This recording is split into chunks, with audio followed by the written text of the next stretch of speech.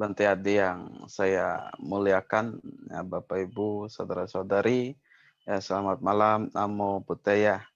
Namo Buddhaya. Ya seperti biasa, mari kita mengawali diskusi pada malam ini dengan Wandana. Namo tassa bhagavato arahato sama sambuddhassa. Namo tassa bhagavato arahato sama sambuddhassa.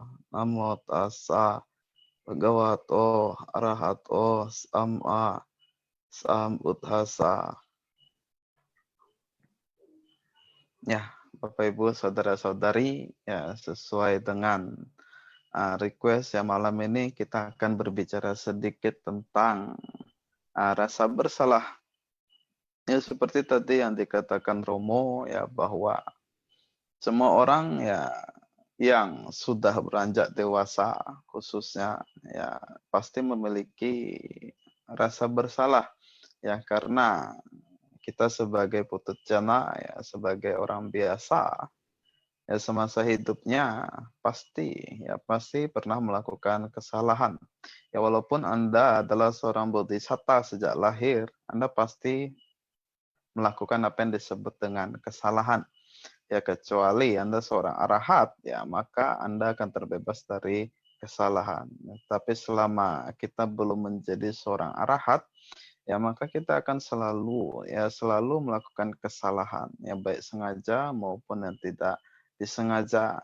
Ya oleh karena itu sudah sewajarnya apabila ya sebagian orang, individu-individu itu melakukan kesalahan. Ya oleh karena itu ini adalah hal yang bisa dikatakan normal ya bagi setiap individu ya. Kita pribadi ya pasti pernah melakukan kesalahan.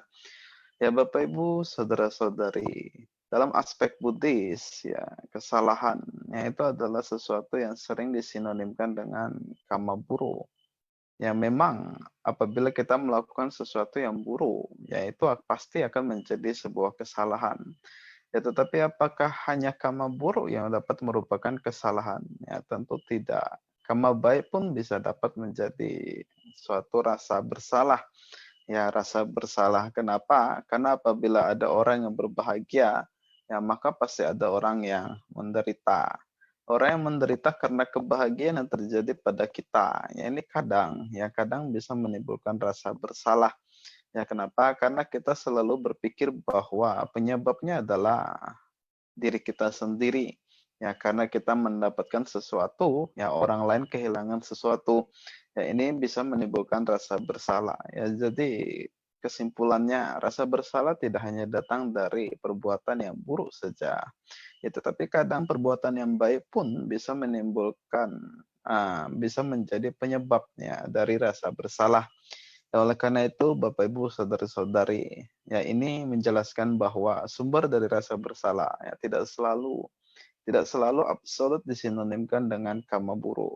Ya, jadi karma baik pun bisa menjadi sumber dari rasa bersalah. Ya, oleh karena itu rasa bersalah ini ya perlu dimengerti. Ya, bagaimana proses munculnya. Ya, jadi seperti yang saya katakan, ya dari apa yang kita lakukan, ya ini bisa menjadi sumber dari rasa bersalahnya atau penyebab dari rasa bersalahnya. Lalu bagaimana sebagai seorang Buddhis ya kita mengatasi rasa bersalah ini? Yang paling pertama adalah apabila rasa bersalahnya ringan, ya maka solusinya sangatlah mudah. Ya, tetapi apabila rasa bersalah yang kita miliki ini cukup berat, ya maka solusinya cukup rumit ya dan prosesnya cukup panjang, membutuhkan waktu yang cukup lama. Ya, apabila rasa bersalah kita ringan, ya sebetulnya solusinya adalah kita bisa mengakui rasa bersalah tersebut atau kita bisa mengkonfirmasi dari rasa bersalah tersebut kepada subjek yang merupakan target dari rasa bersalah tersebut. Ya, dengan perumpamaan, apabila karena suatu hal, ya individu A, ya baik dari perbuatan baik atau perbuatan buruk. Ya, merasa bersalah kepada individu B, ya rasa bersalahnya bisa positif atau negatif atau sengaja atau tidak sengaja. Ya, tapi pastinya si individu A ini merasa bersalah dengan individu B. Ya, maka apabila ringan, ya, dapat dilakukan sebuah konfirmasi. Ya, jadi individu A dapat mengkonfirmasi kepada individu B. Ya, mengkonfirmasi rasa bersalah tersebut. Ya, apabila ternyata individu B tidak terlalu atau bahkan bisa dikatakan tidak peduli terhadap hal tersebut, ya maka bisa dikatakan rasa bersalah itu bisa dimaafkan. Atau apabila individu B secara langsung memaafkan, ya individu A, ya maka ini bisa dikatakan bahwa rasa bersalah itu akan padam sepenuhnya. Ya, jadi hal pertama yang bisa dilakukan adalah komunikasi, ya komunikasi interaksi antar individu untuk mengkonfirmasi rasa bersalah tersebut. Ya, dalam bahasa sederhananya bisa dikatakan ini adalah pengakuan ya. Ya, jadi si A mengaku rasa bersalah atau mengaku kesalahan terhadap si B. Ya, maka ini bisa menjadi salah satu solusi yang bisa dikatakan ya cukup sederhana, cukup simpel dan bisa dikatakan paling efektif dan paling efisien. Ya, jadi ini adalah cara pertama dan cara kedua adalah bisa dikatakan ini bagi mereka yang memiliki kebanggaan terhadap diri sendiri yang bisa dikatakan sangat sulit ya untuk mengakui kesalahan. Ya, mengakui kesalahan entah karena merasa bahwa dia tidak melakukan sesuatu yang bisa dikatakan buruk atau dia tidak mau mengakui kesalahan tersebut karena statusnya lebih tinggi ya daripada subjeknya ya. Jadi ini bagi mereka yang bisa dikatakan memiliki kesulitan untuk mengakui kesalahan tersebut. Ya, apabila individu A adalah orang tersebut, ya maka yang bisa dia lakukan adalah dengan menyadari bahwa apa yang dilakukan adalah sesuatu yang tidak benar, ya apabila itu adalah sesuatu yang benar dan apabila apa yang dia lakukan adalah sesuatu yang buruk, ya maka dia bisa menyadari dan mempelajari, ya mengingat kembali ya bahwa yang dilakukan adalah sesuatu yang buruk. Ya, jadi orang tersebut ya apabila tidak mampu ya tidak mau untuk mengakui kesalahan yang dilakukan, ya maka dia bisa menyadari dan mempelajari apa yang telah dilakukan. Apabila yang telah dilakukan buruk, ya dia bisa saja ya mungkin ya dengan kesadaran sendiri ya mengakui ya kesalahan tersebut. Ya walaupun tidak secara langsung ya kepada subjeknya. Ya tetapi dia bisa secara pikiran ya menyadari bahwa dia melakukan suatu kesalahan. Ya suatu kesalahan yang bisa dikatakan akan menghasilkan karma buruk ya. Tetapi apabila dia tidak melakukan hal yang buruk, ya walaupun nanti muncul rasa bersalah, ya maka dia bisa menyadari bahwa ini adalah konsekuensi, ya konsekuensi dari berbuahnya karma buruk ya bagi individu B. Ya jadi kita ini tidak lebih sebagai ya media untuk berbuahnya karma buruk ya bagi orang lain.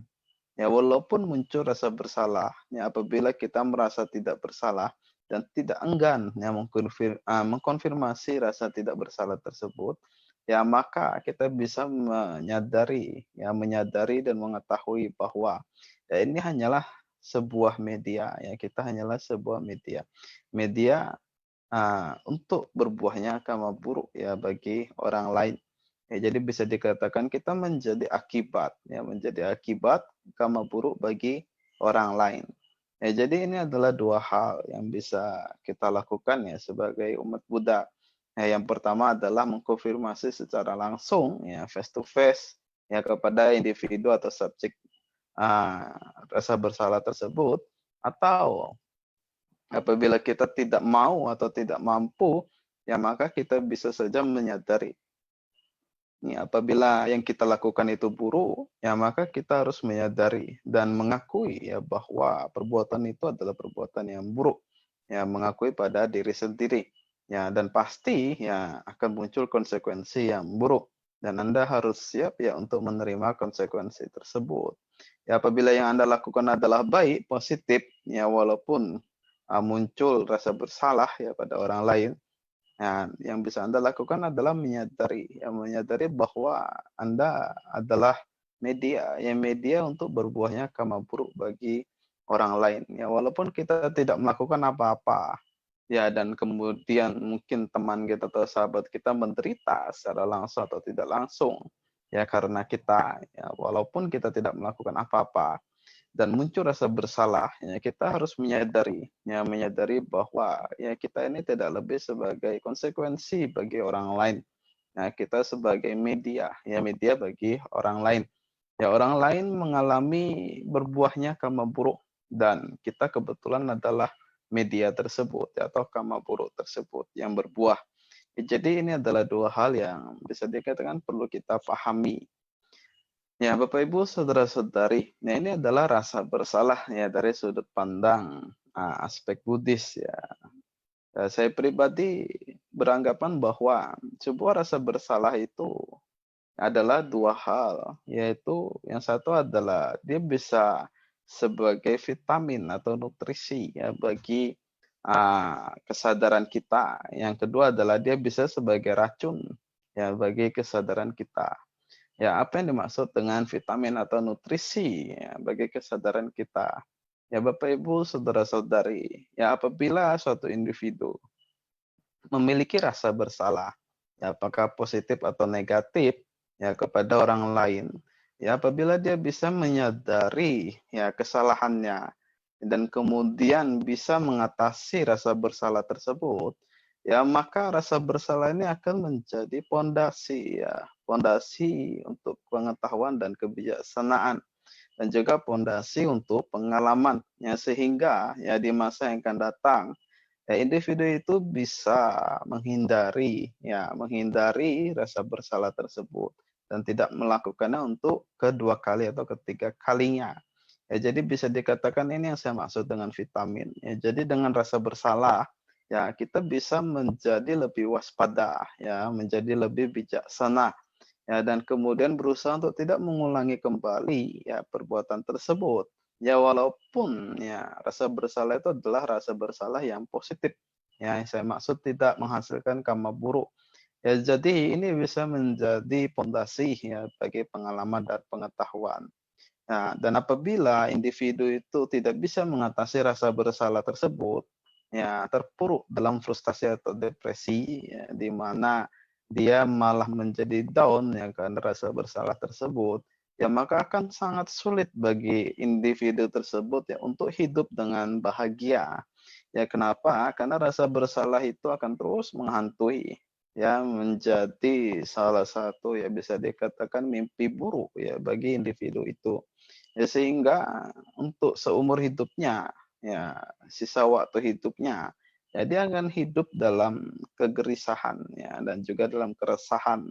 Ya bisa dikatakan ya dihantui oleh mimpi buruk ya karena rasa bersalah tersebut dan ya akan menurunkan level mentalnya dan menurunkan juga level kesadarannya. Ya jadi dia akan sangat sulit ya untuk hidup dengan berbahagia ya karena rasa bersalah tersebut. Ya, jadi ini yang saya katakan sebagai racun. Ya, apabila seseorang tidak bisa mengatasi rasa bersalahnya, ya apakah dia mengakui atau menyadari, ya maka orang tersebut ya akan menderita ya karena rasa bersalah tersebut. Ya, jadi Bapak Ibu saudara-saudari, ya inilah yang dimaksud dengan rasa bersalah yang kita miliki. Ya, Sang Buddha sendiri mengatakan dalam Anguttara Nikaya ya bahwa tidak ada seorang pun yang bisa dikatakan menghindari ya dari kesalahan. Ya, setiap orang akan melakukan kesalahan. Nah, dengan kita komentar mengatakan bahwa ya kesalahan tersebut wajar untuk dilakukan. Yang menjadi problematik adalah bagaimana kita bisa mengatasi rasa bersalah tersebut. Apakah Anda memutuskan untuk maju ya atau Anda memutuskan untuk mundur atau bahkan Anda memutuskan untuk berdiam diri ya tidak bergerak. Ya ini adalah pilihan kita ya. Jadi bagaimana kita ingin mengatasi rasa bersalah ya semua ada pada pilihan kita. Apakah Anda ingin mengkonfirmasi rasa bersalah tersebut ya sehingga Anda bisa menjadi lega, atau Anda ingin menyadari ya rasa bersalah tersebut dan memahami ya apa yang Anda lakukan, atau apa yang telah terjadi, ya atau Anda tidak ingin melakukan apa-apa ya, dan ya hidup dengan penuh kegelisahan. Ya, ini adalah sebuah pilihan yang harus kita ambil. Dan sekali lagi, rasa bersalah bukanlah sesuatu yang buruk ya bagi saya pribadi. Ya, bagi saya pribadi rasa bersalah ini bisa sebagai pemacu ya, bisa sebagai motivator. Ya, karena rasa bersalah ini ya bisa membuat kita untuk berusaha lebih keras lagi ya, agar tidak mengalami ya hal-hal yang sama ya. Jadi tidak mengulang kembali kesalahan yang telah dilakukan. Ya, tetapi ada satu individu yang bisa dikatakan memiliki mental yang cukup unik ya, cukup unik ya. Orang tersebut memiliki bisa dikatakan tingkat kecuekan yang cukup tinggi. Ya, jadi walaupun dia merasa bersalah, ya rasa bersalah itu bisa dikatakan tidak memiliki efek yang terlalu signifikan ya bagi individu tersebut. Ya, jadi walaupun dia merasa bersalah, ya baginya itu adalah hal yang biasa saja. Ya, sehingga rasa bersalah tersebut tidak memiliki efek dalam kehidupan sehari-hari. Ya, orang ini memiliki level cuek yang cukup tinggi. Ya, jadi apapun yang terjadi ya dia tidak terlalu terpengaruh ya oleh hal-hal tersebut. Ini adalah orang yang cukup langka, ya kita menyebutnya sebagai apati, ya di mana orang tersebut tidak memiliki kepedulian, ya tidak memiliki kepedulian terhadap orang lain. Ya apakah ini disarankan? Nah ini sangat tidak disarankan. Ya kenapa? Karena orang yang memiliki tingkat apati yang sangat tinggi, ini biasanya tidak memiliki kepedulian terhadap orang lain, ya dan hanya memperdulikan terhadap diri sendiri. Nah, orang tersebut ya tidak akan maju perkembangan batinnya. Ya, kenapa? Karena dia tidak memiliki apa yang kita sebut dengan kebaikan. Ya, apa yang disebut dengan compassion. Ya, karena dia hanya memikirkan dirinya sendiri dan tidak peduli terhadap orang lain. Ya, jadi individu tersebut ya akan sangat sulit ya terpengaruh oleh rasa bersalah. Ya, karena orang tersebut ya tidak peduli terhadap orang lain. Ya, orang seperti ini akan sangat sulit berkembang, perkembangan batinnya. Ya, orang yang apati ya akan sangat sulit untuk mengikis kilesa. Ya, kenapa? Karena dia hidupnya dengan menggunakan kilesa. Ya, jadi bukan mengikis kotoran batin, ya, orang tersebut justru akan mengembangkan kotoran batinnya. Bahkan bisa dibilang memupuk kotoran batin. Ya, jadi aspek ini tidak disarankan. Oleh karena itu Bapak Ibu saudara-saudari, ya apabila Anda ya memiliki rasa bersalah, ya sangat tidak disarankan untuk menghiraukan rasa bersalah tersebut. Ya Anda bisa mengkonfirmasi atau menyadari, merenungkan ya kesalahan atau rasa bersalah tersebut. Ya paling tidak kita menyadari bahwa kita melakukan sesuatu yang bisa dikatakan mengakibatkan kerugian oleh orang lain, apakah itu positif atau negatif, ya tetapi minimal Anda mengetahui dan menyadari. Ya, sehingga ya ini bisa menjadi fondasi kebijaksanaan dan pengalaman. Ya, tetapi jangan sampai Anda betul-betul menghiraukan ya rasa bersalah tersebut. Ya, karena apabila kita hiraukan, ya kita bukannya menjadi makin bijaksana, ya tetapi perkembangan batin kita justru akan menurun ya karena kita tidak peduli, ya tidak mempedulikan orang lain. Ya jadi ini yang bisa kita lakukan. Ya intinya ya apabila kita memiliki rasa bersalah, ya kita bisa mengkonfirmasi rasa bersalah tersebut. Ya, jadi bisa saja kita berbicara secara pribadi ya face to face kepada orang tersebut dan mengakui bahwa ya kita memiliki rasa bersalah. Dimaafkan atau tidak, ya paling tidak ya kita akan merasa lega ya karena paling tidak ya kita sudah mengungkapkan rasa bersalah tersebut. Ya kalau dimaafkan syukur, ya kalau tidak dimaafkan ya sudah. Ya kalau kita bisa berusaha agar dimaafkan ya silahkan. Kalau Anda merasa cukup ya sudah sampai di situ saja. Ya tapi apabila Anda tidak mau dan tidak mampu untuk mengkonfirmasi rasa bersalah Anda, ya Anda bisa menyadari dan merenungkan ya apa yang telah dilakukan, ya kenapa ini menjadi rasa bersalah, ya dan menyadari ya bahwa hal tersebut adalah sebuah konsekuensi, ya apabila itu adalah perbuatan buruk dan menyadari bahwa Anda tidak lebih sebagai media ya apabila Anda tidak melakukan sesuatu yang buruk. Ya pada akhirnya ya kita memang kadang ya menerima konsekuensi karma buruk kita sendiri. Ya tetapi kita juga kadang ya menjadi media ya untuk karma buruk orang lain. Ya ini adalah hal yang wajar yang selalu terjadi dalam kehidupan sehari-hari ya. Jadi bisa dikatakan ini adalah sesuatu yang normal ya dalam kehidupan sehari-hari. Oleh karena itu ya tidak perlu terlalu terpikir ya oleh hal tersebut ya. Jadi Bapak Ibu, saudara-saudari, inilah rasa bersalah. Ya, rasa bersalah dimiliki oleh siapa saja. Ya, Anda tidak perlu merasa canggung ya karena Anda memiliki rasa bersalah tersebut. Ya, tetapi saran saya yang terakhir adalah apabila Anda bisa mengkonfirmasi rasa bersalah Anda, ya konfirmasilah. Ya, rasa lega dari mengkonfirmasi rasa bersalah itu ya sangat-sangat membantu ya untuk menenangkan batin kita. Ya karena apabila kita tidak mengkonfirmasi ya mengakui ya, rasa bersalah tersebut, ya ini akan menjadi sebuah cancer ya, sebuah cancer dalam kesadaran kita. Ya pelan-pelan ya cancer ini akan berubah menjadi bom waktu. Ya, sehingga pada akhirnya ya, ini akan sangat mempengaruhi psikologi kita. Ya, jadi sangat-sangat disarankan ya oleh saya pribadi, ya apabila Anda memiliki rasa bersalah, ya akuilah ya rasa bersalah tersebut, ya akui oleh diri Anda sendiri, ya bahwa ya itu adalah kesalahan Anda ya apabila memang Anda melakukan sesuatu yang buruk ya pada orang lain dan kemudian menyadari bahwa itu adalah konsekuensi media, ya media kamu buruk oleh orang lain. Ya, tetapi paling tidak, ya apabila Anda betul-betul melakukan sesuatu yang buruk pada orang lain, ya Anda bisa mengakui ya pada orang tersebut.